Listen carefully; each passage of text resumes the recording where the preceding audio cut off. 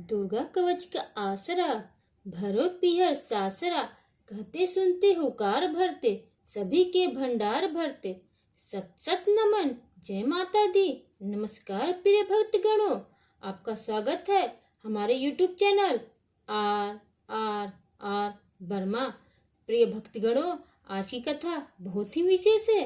आज हम दुर्गा सप्तशती दुर्गा कवच श्रवण करेंगे। हमारे पुराणों में लिखा गया है कि दुर्गा सप्तशती दुर्गा कवच नित्य नियम प्रतिदिन सुनने से अखंड सौभाग्य की प्राप्ति होती है, दरिद्रता दूर होती है, शत्रुओं का नाश होता है, व्यक्ति धन धान से संपन्न हो जाता है, विद्या की प्राप्ति होती है, व्यापार में वृद्धि होती है, रोग दोष दूर हो जाते हैं, घर में खुशहाली आती है।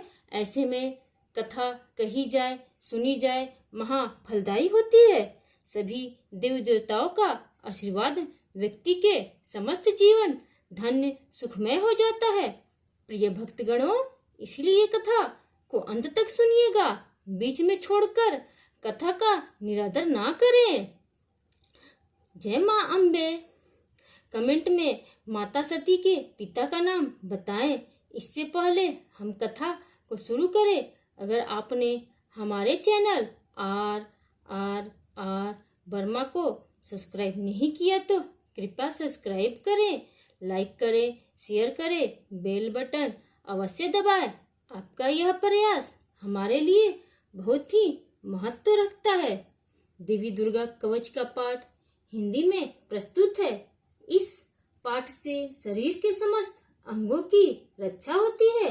यह पाठ महामारी से बचाव की शक्ति देता है। यह पाठ संपूर्ण आरोग्य का शुभ वरदान देता है। यह अत्यंत गोपनीय पाठ है, इससे पूरी पवित्रता से किया जाना चाहिए। देवी दुर्गा कवच का पाठ गुप्त नवरात्रि में देता है चमत्कारिक लाभ।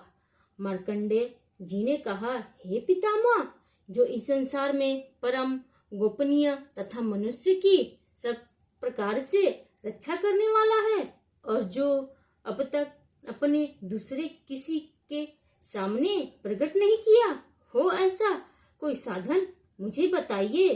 ब्रह्मा ने ऐसा साधन तो एक देवी का कवच ही है, जो गोपनीय से भी परम गोपनीय, पवित्र तथा संपूर्ण प्राणियों का उपकार करने वाला है।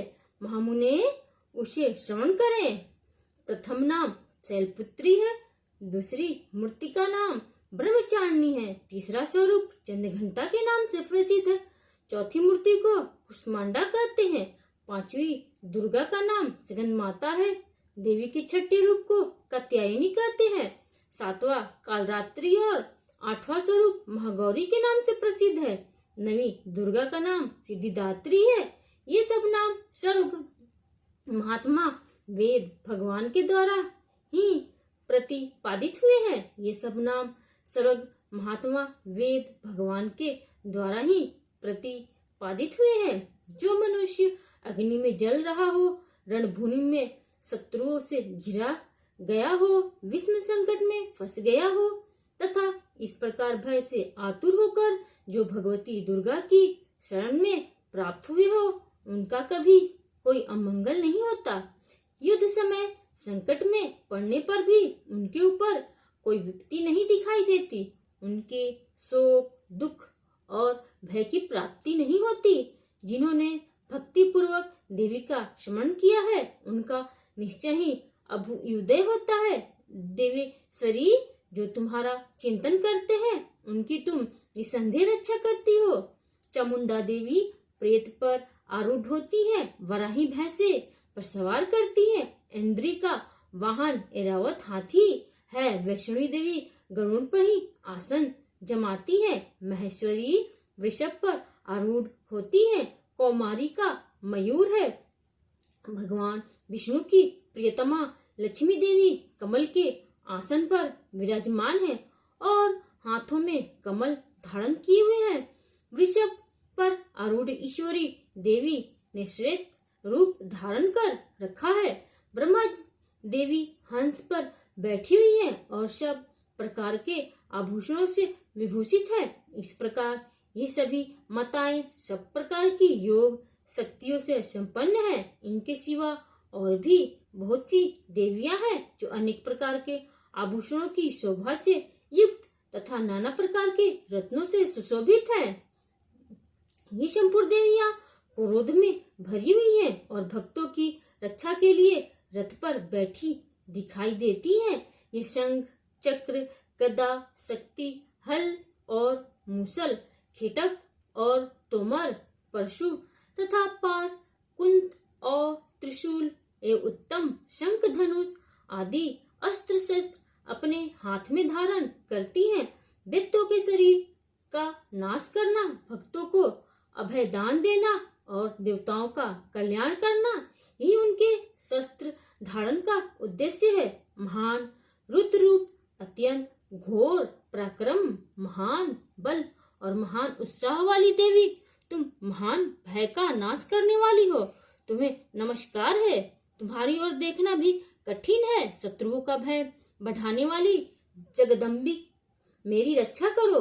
पूर्व दिशा में इंद्र शक्ति मेरी रक्षा करे। अग्निकोण में अग्नि शक्ति, दक्षिण दिशा में वराही तथा नेत्र कोण में खड्ग धारणी मेरी रक्षा करे।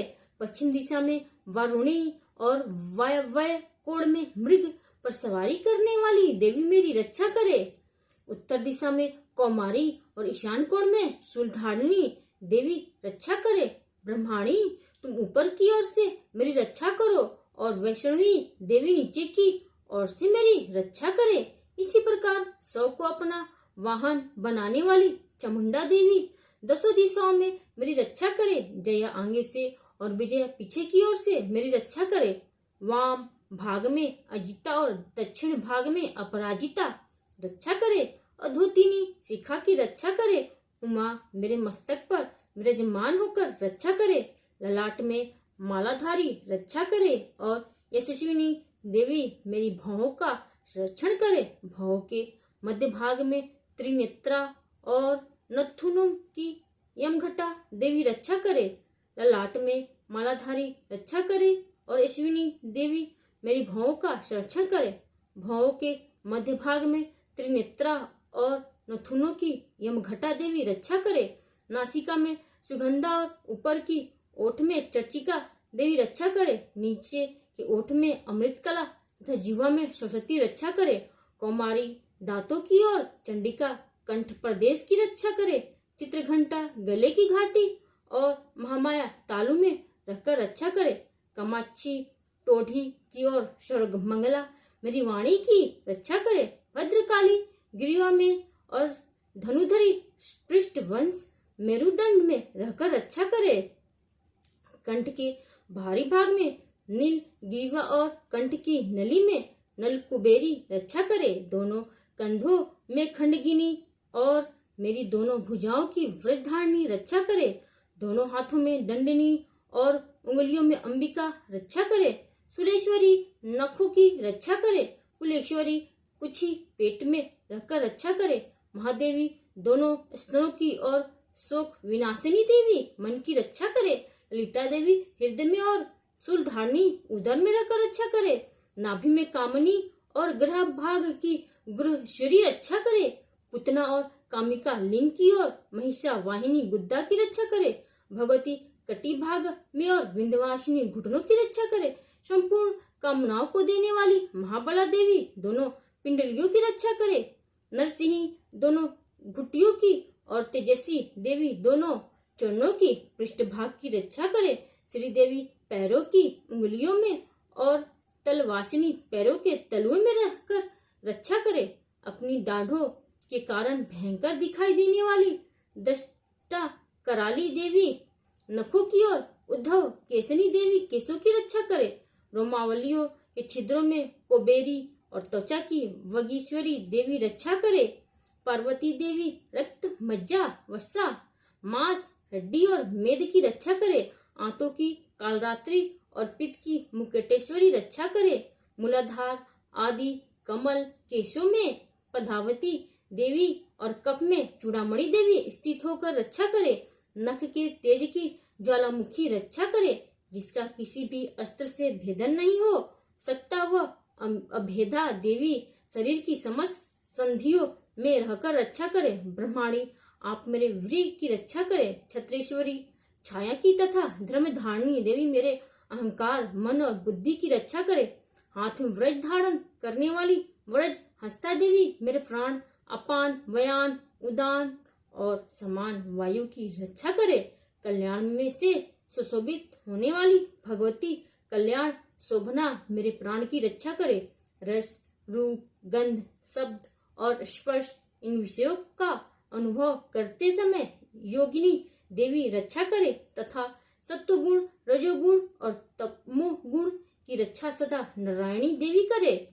वराही आयु की रक्षा करे, वैष्णवी धर्म की रक्षा करे तथा चक्र धारण करने वाली देवी यश, कृति, लक्ष्मी, धन तथा विद्या की रक्षा करे। इंद्राणी, आप मेरे गोत्र की रक्षा करे। चंडिके, तुम मेरे पशुओं की रक्षा करो। महालक्ष्मी पुत्रों की रक्षा करे और भैरवी पत्नी की रक्षा करे। मेरे पथ की सुपत्ता तथा मार्ग की क्षेमकरी रक्षा करे। राजा के दरबार में महालक्ष्मी रक्षा करे तथा सब और व्याप्त रहने वाली विजय देवी संपूर्ण भयों से मेरी रक्षा करे। देवी, जो स्थान कवच में नहीं कहा गया है, रक्षा से रहित है, वह सब तुम्हारे द्वारा सुरक्षित हो, क्योंकि तुम विजयशालिनी और पापनाशिनी हो। यदि अपने शरीर का भला चाहे तो मनुष्य बिना कवच के कहीं एक पग भी न जाए। कवच का पाठ करके ही यात्रा करे। कवच के द्वारा सब ओर से सुरक्षित मनुष्य जहाँ जहाँ भी जाता है, वहाँ वहाँ उसे धन लाभ होता है तथा संपूर्ण कामनाओं की सिद्धि करने वाली विजय की प्राप्ति होती है। वह जिस अविष्ट वस्तु का चिंतन करता है, उसको निश्चय ही प्राप्त कर लेता है। वह पुरुष इस पृथ्वी पर तुलना रहित महान ईश्वर का भागी होता है। कवच से सुरक्षित मनुष्य निर्भय हो जाता है। युद्ध में उसकी पराजय नहीं होती तथा वह तीनों लोकों में पूजनीय होता है। देवी का यह कवच देवताओं के लिए भी दुर्लभ है। जो प्रतिदिन नियम पूर्वक तीनों संध्याओं के समय श्रद्धा के साथ इसका पाठ करता है, उसे देवी कला प्राप्त होती है तथा वह तीनों लोकों में कहीं भी पराजित नहीं होता। इतना ही नहीं, वह अपमृत्यु रहित हो 100 से भी अधिक वर्षों तक जीवित रहता है।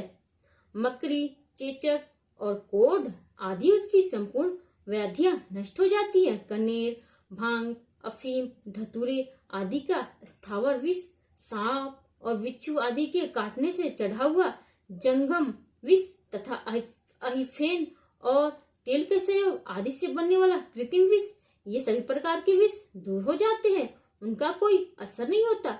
इस पृथ्वी पर मरण, मोहन आदि जितने अभिचारिक प्रयोग होते हैं तथा इस प्रकार के मंत्र यंत्र होते हैं, वे सब इस कवच को हृदय में धारण कर लेने पर उस मनुष्य को देखते ही नष्ट हो जाते हैं। यही नहीं, पृथ्वी पर विचरने वाले ग्राम देवता, आकाशचारी देव, विशेष जल के संबंध से प्रकट होने वाले गण, उपदेश मात्र से सिद्ध होने वाले निम्न कोटि के देवता, अपने जन्म से साथ प्रकट होने वाले देवता, कुल देवता, माला, कंठमाला आदि, डाकिनी, साकिनी, अंतरिक्ष में विचरण करने वाली अत्यंत बलवती भयानक डाकिनिया, ग्रह, भूत, पिशाच, यक्ष, गंधर्व, राक्षस, ब्रह्म राक्षस, बेताल, कुष्मांड और भैरव आदि अनिष्ट कारक देवता भी हृदय में कवच धारण किए रहने पर उस मनुष्य को देखते ही भाग जाते हैं।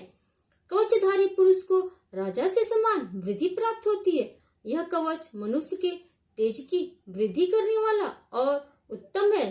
कवच का पाठ करने वाला पुरुष अपनी कीर्ति से विभूषित भूतल पर अपने सूर्यवंश से 7 वृद्धि को प्राप्त होता है। जो पहले कवच का पाठ करके उसके बाद सप्तशती चंडी का पाठ करता है, उसकी जब तक वन, पर्वत और कानूनों सहित यह पृथ्वी टिकी रहती है, तब तक यहाँ पुत्र, पौत्र आदि संतान परंपरा बनी रहती है। देह का अंत होने पर यह पुरुष भगवती महामाया के प्रसाद से नित्य परम पद को प्राप्त होता है, जो देवताओं के लिए भी दुर्लभ है। वह सुंदर दिव्य रूप धारण करता है और कल्याण शिव के साथ आनंद का भागी होता है।